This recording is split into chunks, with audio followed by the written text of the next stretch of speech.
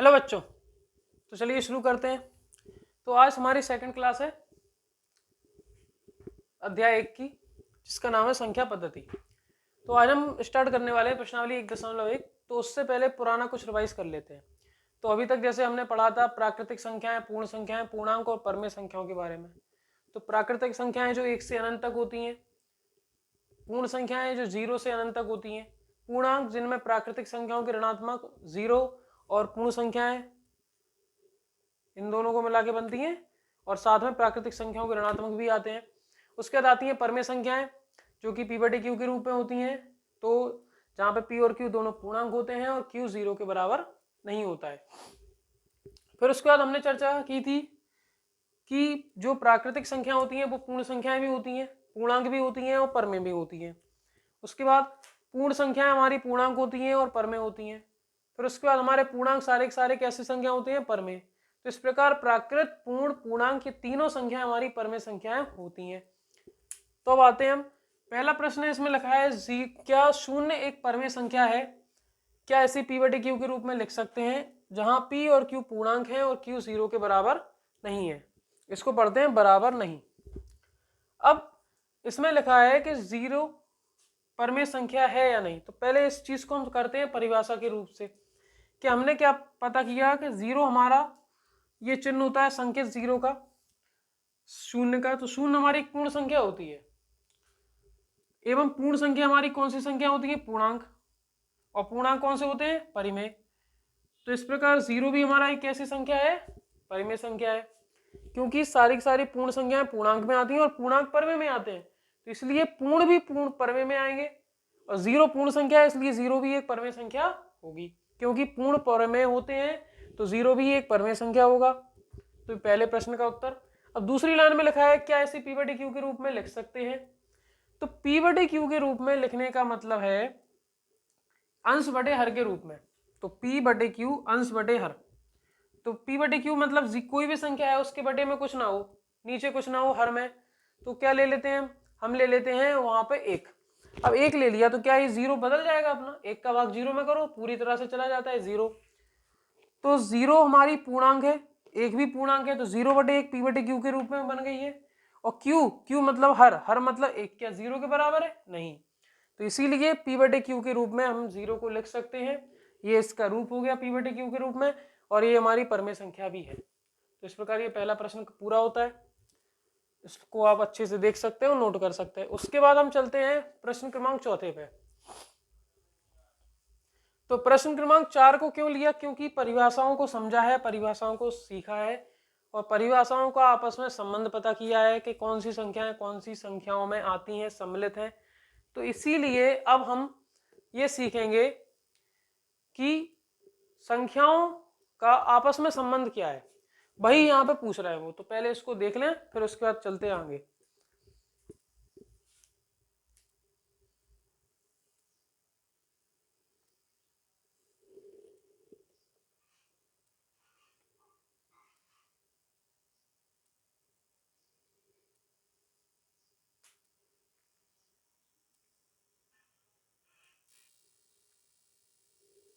तो चलिए अब आगे बढ़ते हैं।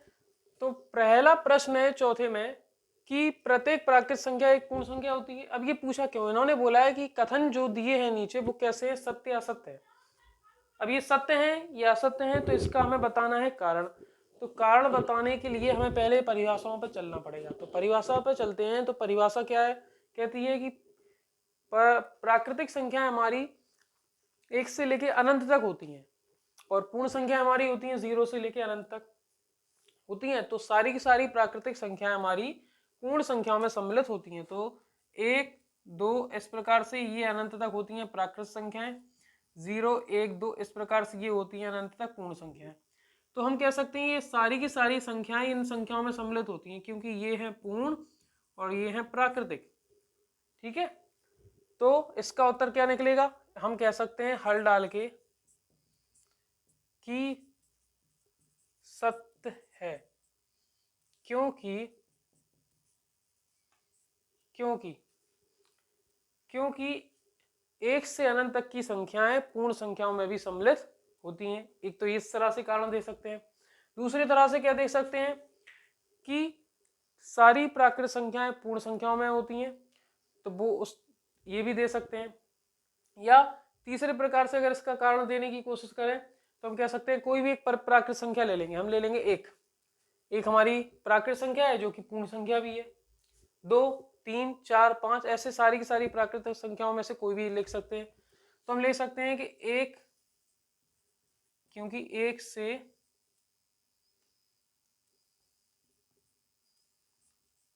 अनंत तक की संख्याएं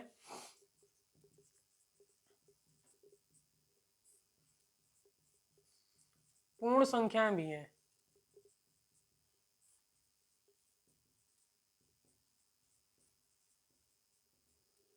क्योंकि एक से अनंत तक की संख्याएं पूर्ण संख्याएं भी होती हैं। एक से अनंत तक की संख्याएं हमारी प्राकृतिक में आती हैं जो कि, और ये पूर्ण संख्याओं में भी सम्मिलित होती हैं, इसलिए हम कह सकते हैं कि प्रत्येक प्राकृतिक संख्या एक पूर्ण संख्या होती है, क्यों, जो कि सत्य है, क्योंकि एक से अनंत तक की संख्याएं पूर्ण संख्याएं भी होती हैं। उसके बाद दूसरा कारण दूसरा दिया है प्रत्येक पूर्णांक एक पूर्ण संख्या होता है।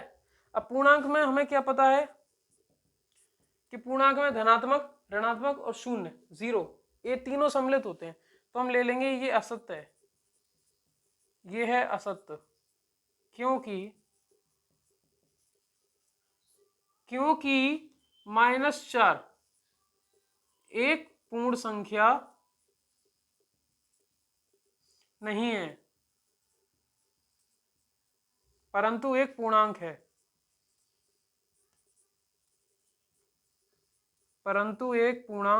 है, इस प्रकार हम कह सकते हैं कि प्रत्येक पूर्णांक पूर्ण संख्या नहीं होगा।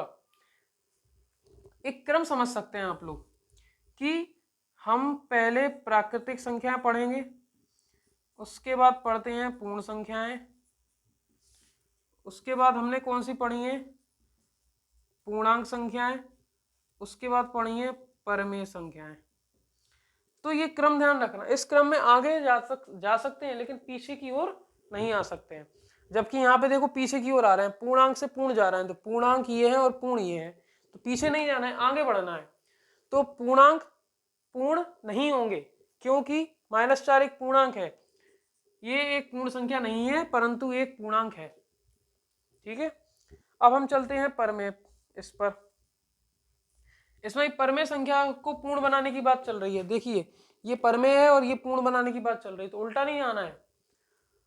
तो कोई भी एक संख्या ले सकते हैं, यहां लिखेंगे असत्य है, क्योंकि अब यहां पे हम कोई भी P/Q के रूप की संख्या ले सकते हैं जो कि एक परमेय होगी, क्योंकि 7/4 एक कैसी संख्या है,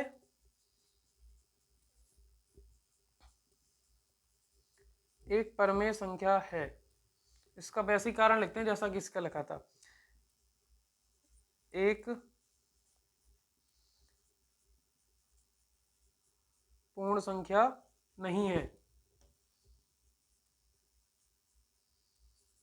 परंतु एक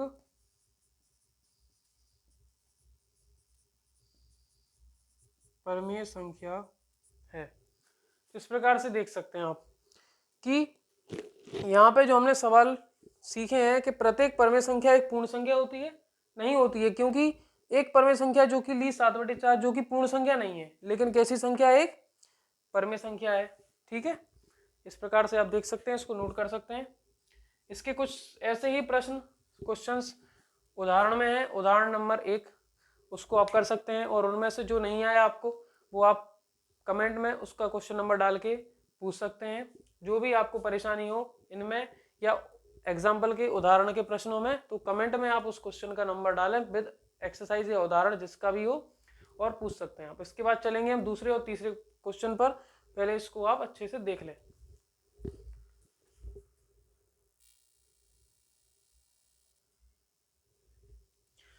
तो इसके बाद अब हम चलेंगे दो परमेय संख्याओं के बीच में कितनी परमेय संख्या होती हैं इस प्रश्न पर।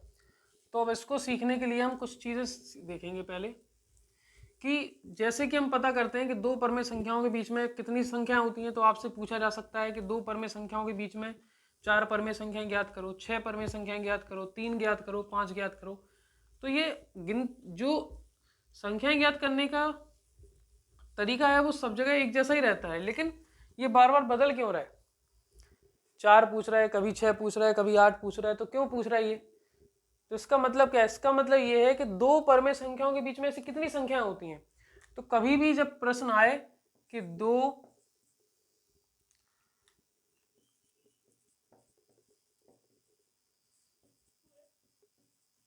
परमेय संख्याओं के बीच संख्याएं, दो परमेय संख्याओं के बीच संख्याएं, अब आपसे ये पूछा जाए तो आप क्या करेंगे? तो हम कहेंगे अपरिमित रूप से अनेक संख्याएं, अपरिमित रूप से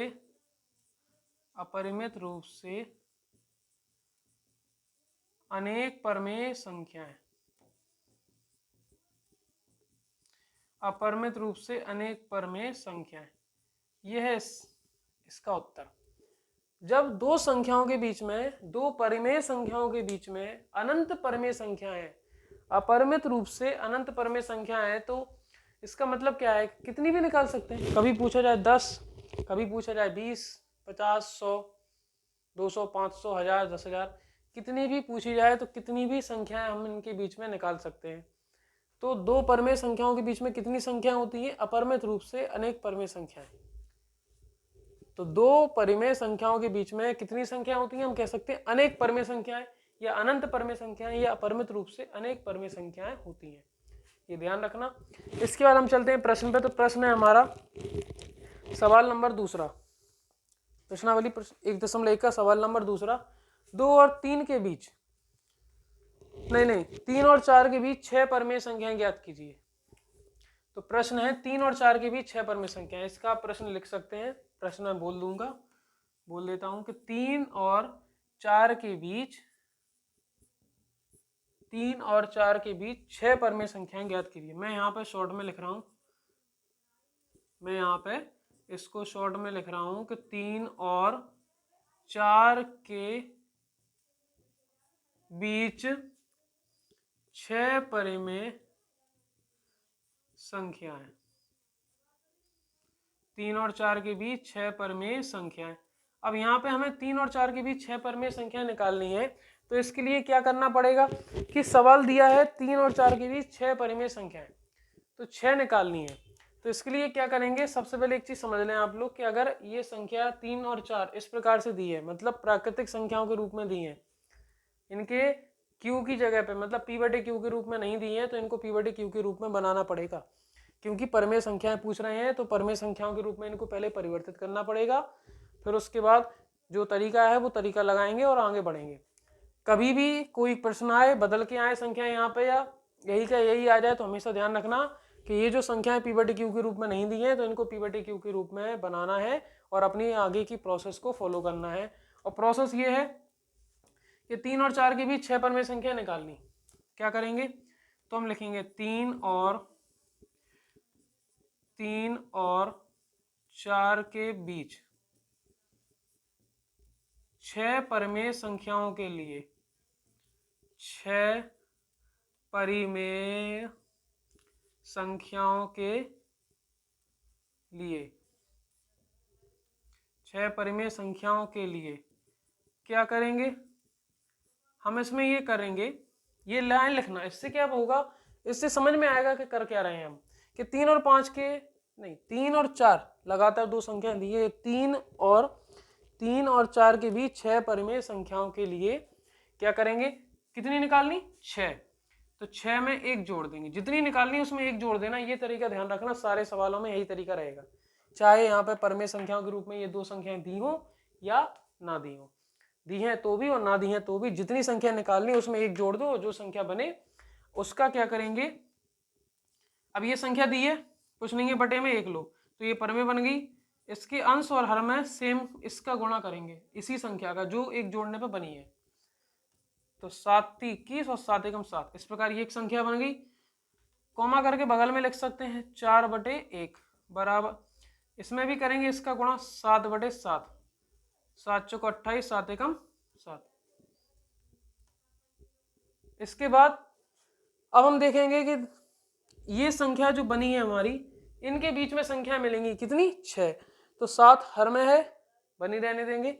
21 और 28 अंश में है, इनको भी रहने देंगे। अब हम क्या करेंगे, जो हर में 7 है उसको नजरअंदाज कर देंगे। क्यों?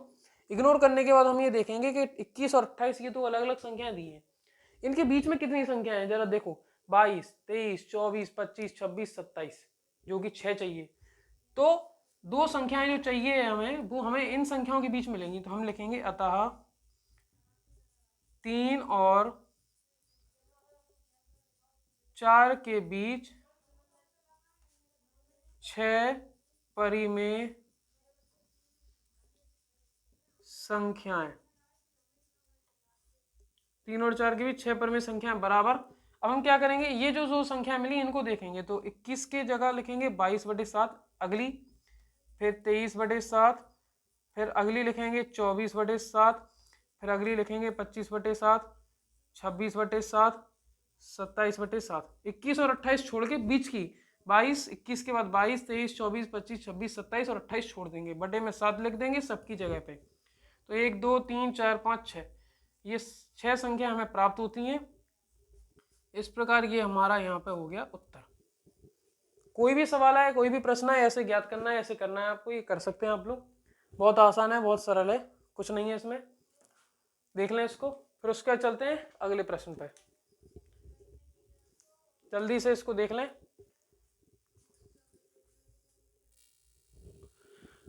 तो इसके बाद आप लोगों को ये समझ में आ गया होगा। अब चलते हैं नेक्स्ट क्वेश्चन पे, जो कि है उसमें लिखा है कि 3/5 और 4/5 के बीच 5 परमेय संख्याएं ज्ञात कीजिए। अब यहाँ पे हमें जो परमेय संख्याएं दी हैं वो हमें P/Q के रूप में दी हैं, ये भी P/Q के रूप में बनाई थी, तब इसके बाद हम आगे सवाल हल कर पाए थे। अब हमें जो संख्याएं दी हैं वो हमें पहले से ही P/Q के रूप में दी हुई हैं, तो हम उसको कुछ नहीं करेंगे, बस ये एक जोड़ के जितनी संख्या निकालनी है बटे में लिख के दोनों के गुणा करके आंसर निकालेंगे। कैसे कि इसमें लिखा है 3/5 और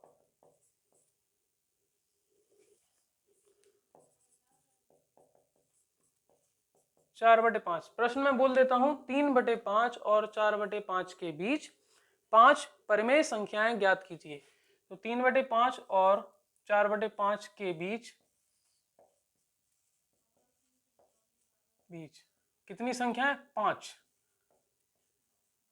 शॉर्ट में लिख देते हैं परिमेय संख्याएं। ठीक है, 3/5 और 4/5 के बीच 5 परिमेय संख्या हमें निकालनी है। तो हम क्या करेंगे, अब हम सवाल को करेंगे हल अपने।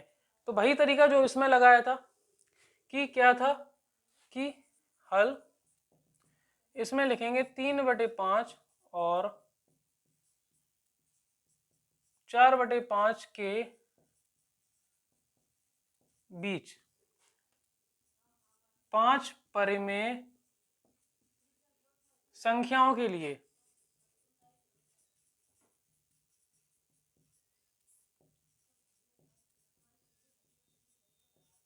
क्या करेंगे, 5 परिमेय संख्याओं के लिए 5 हैं, 5 निकालनी, एक जोड़ दो, कितना बन गया, 6। बस वही तरीका, जितनी निकालनी उसमें एक जोड़ के अगली संख्या प्राप्त करेंगे। इस अगली संख्या के उपयोग से 6/6, इस प्रकार इसका गुणा, 6×3 18, 6×5 30, कौमा 4/5 गुणा 6/6, 6×4 24, 6×5 30। अब भाई हर समान है, अंश को देखेंगे दोनों तरफ के, ये 18 और ये 24, दोनों के बीच में हमें 5 संख्याएं मिलेंगी। 18 छोड़ो, 19, 20, 21, 22, 23, 24 छोड़ दो, 23 तक 5 संख्याएं मिल गई। तो हम लिखेंगे अतः 3/5 और 4/5 के बीच की 5 परिमेय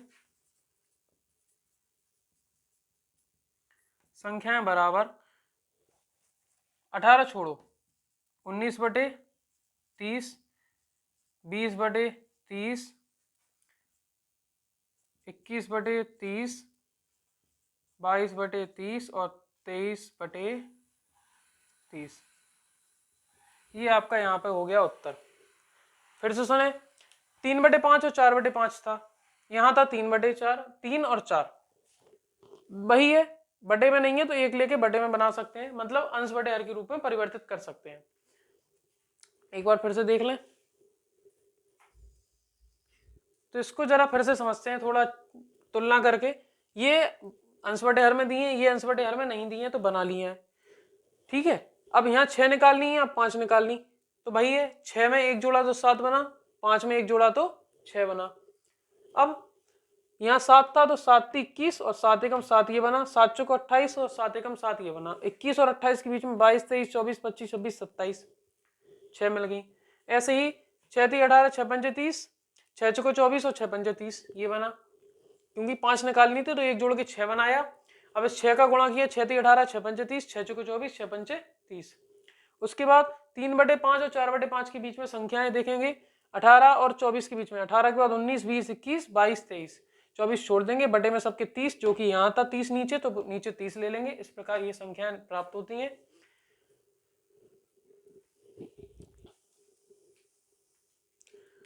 अब इसके उदाहरण 2 में भी एक प्रश्न है जो कि सेम टू सेम इसके जैसा है, क्वेश्चन नंबर 3 के जैसा नहीं, क्वेश्चन नंबर 2 के जैसा है। ये 2 है, ये 3 नहीं था, ये 2 था, जो कि क्वेश्चन नंबर 2 के जैसा है।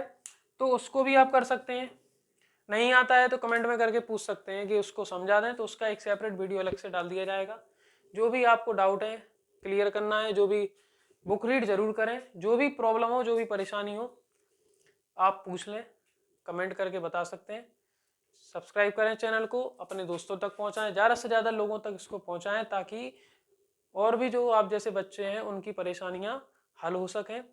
तो मिलते हैं इसके बाद अगली क्लास में, जिसमें हम सीखेंगे अपर में संख्याओं के बारे में, अपर में संख्याओं को कैसे संख्या रेखा पर दर्शाया जाता है, अपर में संख्याओं के बीच में भी कितनी संख्याएं होती हैं, दशमलव प्रसार के बारे में पढ़ेंगे। इस प्रकार कुछ नई चीजें सीखेंगे अगली क्लास में। तो मिलते हैं अगली क्लास में, तब तक के लिए खुश रहिए, मिलते हैं।